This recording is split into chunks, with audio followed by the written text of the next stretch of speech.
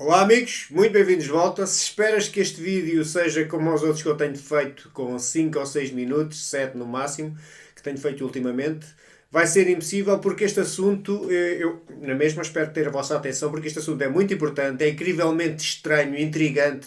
Hoje de manhã acabei por fazer aquele vídeo, logo manhã cedo, porque afinal o professor Nuno Loureiro tinha sido morto por alguém que supostamente ele conhecia, que também é português, um Cláudio Neves Valente, de 48 anos, que provavelmente conhecia mesmo o Nuno, pois estudaram juntos em Lisboa, mas a história complica-se de uma maneira incrível quando este português, acima de tudo, matou também dois alunos 2 dias antes numa universidade de uma cidade ali perto de Massachusetts que se chamava Brown, e a universidade tinha o mesmo nome na cidade, a Universidade de Brown, que ele matou dois alunos, da ideia que invadiu lá, ainda por cima um sábado, mas uma universidade que ele tinha frequentado em 2001, e eu falei de um meu vídeo de manhã, diz de algumas coisas, mas não dei muita importância porque o meu objetivo era na altura dar as declarações da polícia e para mim isso na altura era realmente o mais importante.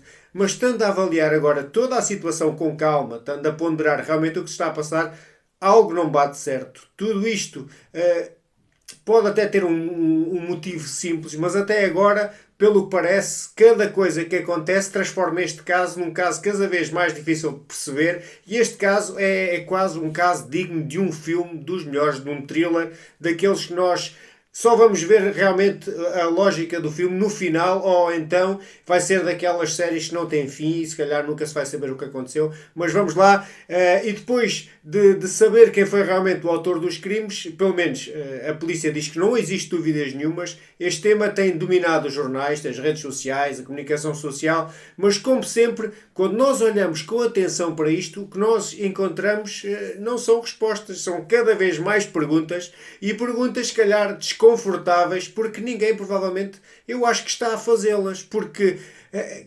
incrível como é que um homem, este homem que agora dizem que é o autor do crime, o Cláudio Neves Valente, ou Cláudio Neves, um português de 48 anos, que é acusado de dois crimes violentos, uma coisa inacreditável, entrar na Universidade dos Estados Unidos, a fazer um tiroteio, e depois as vítimas, aqueles jovens estudantes, quem eram esses jovens? E uma dessas pessoas é Emma Coca, vice-presidente do grupo republicano lá da universidade, ou seja, alguém politicamente ativa e de direita. E é muito raro nós termos pessoas tão novas, se calhar ela tem 19, 20 anos no máximo, tão novas com estas ligações a movimentos políticos, neste caso republicanos, que já tinham alguma visibilidade na universidade, por isso ela estava simbolicamente ligada também a uma das maiores divisões da sociedade americana e da sociedade mundial, porque isto é quando escolhes um lado político, ainda por cima escolher um lado político é sempre chamado opressor, mas é quase sempre a vítima. Nem vale a pena falar de exemplos, porque tu sabes tão bem quanto eu os exemplos que têm havido ao longo do tempo, mas não vale a pena falar disso, perder mais tempo, senão este vídeo vai ter horas, porque todos nós sabemos que estas coisas acontecem. Isto pode ser coincidência, pá, talvez, mas fica aqui o registro. E a segunda vítima mortal, eu estive a pesquisar também, é um jovem brilhante, um estudante de biociências, de neurociência, com planos para seguir medicina, e não encontra ali nada que possa, ao contrário dela, ter ali alguma conotação política, mas ele pode também ter sido uma vítima daquelas vítimas de estar no sítio errado, a hora errada, porque às vezes estes tiroteios é quem aparece à frente. Mas eu não consigo perceber, porque também houve ali muitos feridos. Mas depois deste ataque lá em Brown, na Universidade de Brown, ele realmente vai lá ao nosso gênio português, ao Nuno Loureiro do MIT, o diretor da área de investigação do MIT, o responsável por aquele projeto de fusão nuclear incrível que eu falei no primeiro vídeo que eu fiz, e disse que esse projeto ia mudar o mundo, e não sou só eu que digo isto, muita gente diz isso, e muita gente diz que este era uma pessoa inacreditavelmente inteligente, alguém que podia realmente ser alguém que ia criar um projeto que podia ajudar a humanidade. Mas, amigos, já não é o primeiro que tem um projeto idêntico ao Nuno Loureiro e acaba por morrer. É sempre assim. Muitas vezes, quando se cria algo incrível para ajudar a sociedade, mas o sistema acaba por silenciá-los. Pois esta pessoa que aconteceu algo idêntico ao Nuno foi destacado num programa que se chama Morning Invest, que eu estive a ver ontem, e falou disso. In 1989, Eugene Mallove exposed a cold fusion cover-up by the Department of Energy and MIT itself. There he is. He even wrote a book about it called Fire from Ice, searching for the truth behind the cold fusion furor.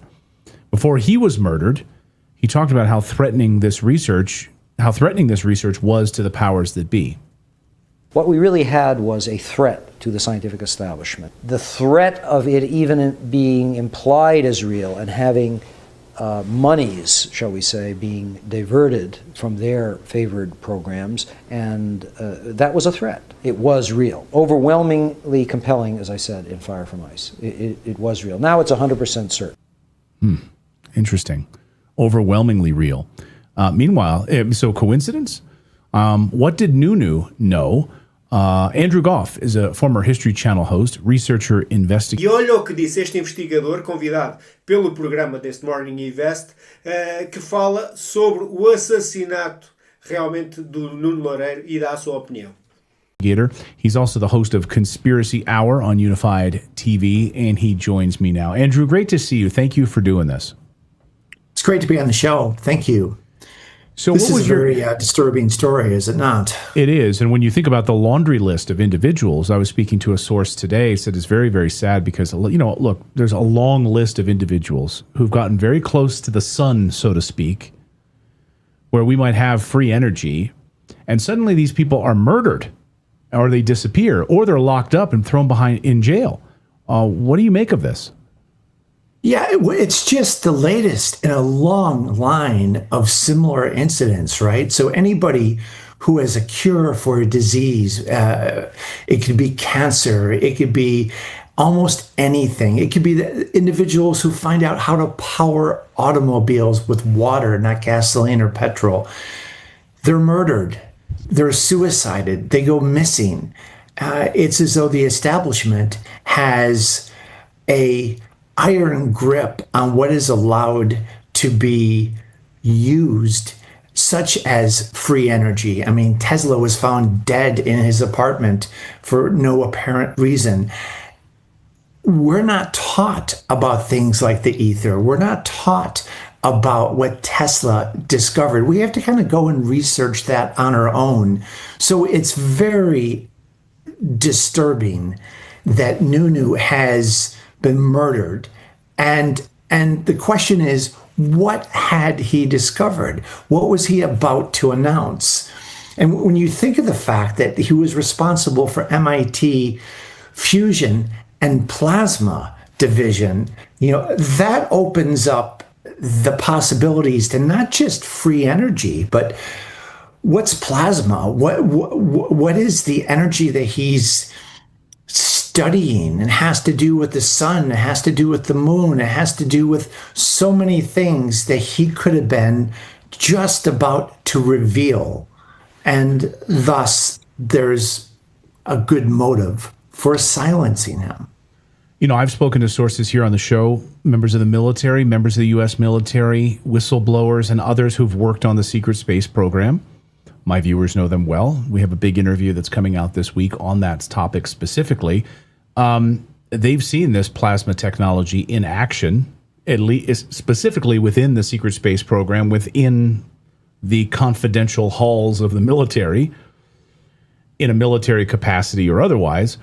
So a civilian, by all accounts, at MIT gets close to discovering or harnessing what we already know we have. And therein lies the conflict, no?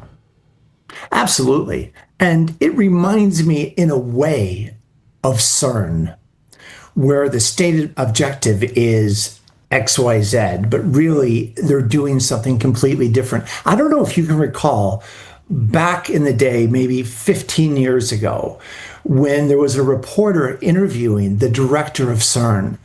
And she was enthusiastically saying, you've spent billions on this facility, yet the world has people who are starving and homeless.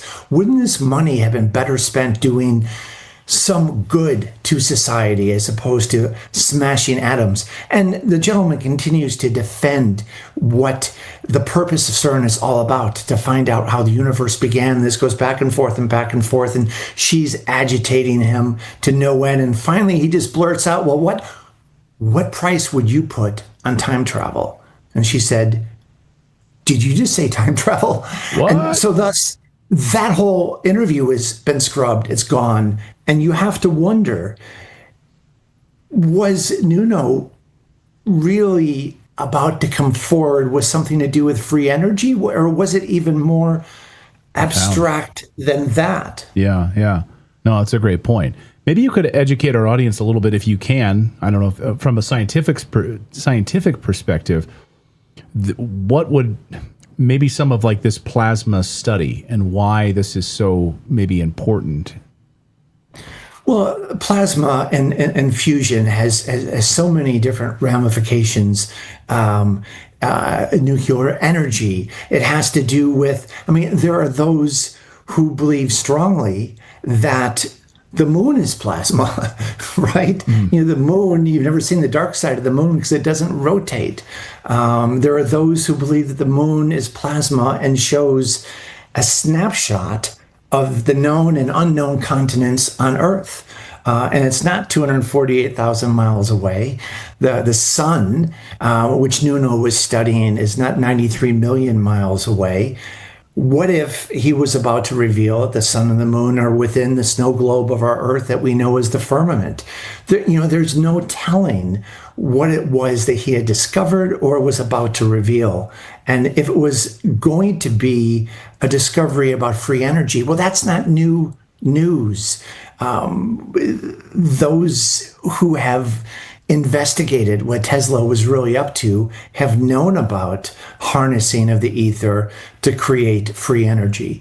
And there's whole schools of thought today about how in recent times, architecture of a world that remains in front of us, we see every day as we walk and drive to work, harness this free energy, but that has been deconstructed so that things like electricity providers and energy providers can profit.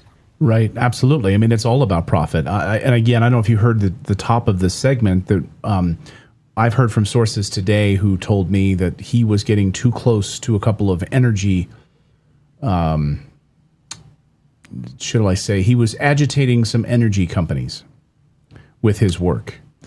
So I'm not surprised. And when you talk about Tesla and you think about the etheric energy, here's a guy who literally found out how to harness just the energy in the atmosphere.